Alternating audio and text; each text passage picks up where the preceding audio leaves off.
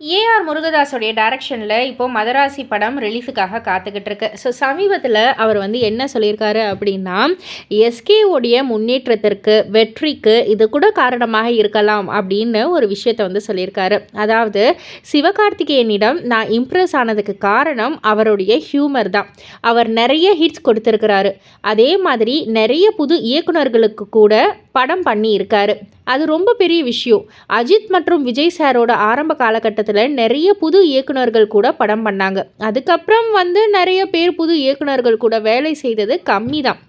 அவங்களுக்கு அப்புறம் இப்போ சிவகார்த்திகேயன் அதை வந்து பண்ணுறாரு. அந்த மாதிரி நம்புறது ஈஸியான விஷயம்லாம் கிடையாது. இளம் இயக்குனர்களுக்கு வாய்ப்பு கொடுக்குற ஒரு நல்ல குவாலிட்டி அவர்கிட்ட இருக்குது. அதுவே அவருடைய வெற்றிக்கு காரணமாக இருக்கலாம் அப்படின்ற மாதிரி வந்து சொல்லியிருக்காரு. அண்ட் அது மட்டும் இல்லை, விஜய் கிட்ட வந்து இதோட வந்து 3 மூவிஸ் வந்து பண்ணியிருக்காரு ஏஆர் முருகதாஸ் இல்லையா? ஸோ அந்த எல்லா இதுலேயுமே எல்லா விஜய் படத்துலேயுமே ஏஆர் முருகதாஸ் வந்து கேமியோ ரோல் பண்ணியிருப்பார். அதே மாதிரி விஜய் கிட்ட இருக்கிற அந்த ஒரு ஸ்பெஷலான ஒரு வைப் வந்து நம்ம எஸ்கே கிட்டேயும் இருக்கிறத வந்து அவர் ஃபீல் பண்ணியிருக்காராம். அதனால் இந்த மதராசி படத்துலேயும் அவர் வந்து ஒரு ஷார்ட்டில் வந்து அப்பியர் ஆகிறாராம், கேமியோ ரோல் வந்து பண்ணியிருக்காரு அப்படின்ற மாதிரியும் வந்து அவர் சொல்லியிருக்காரு.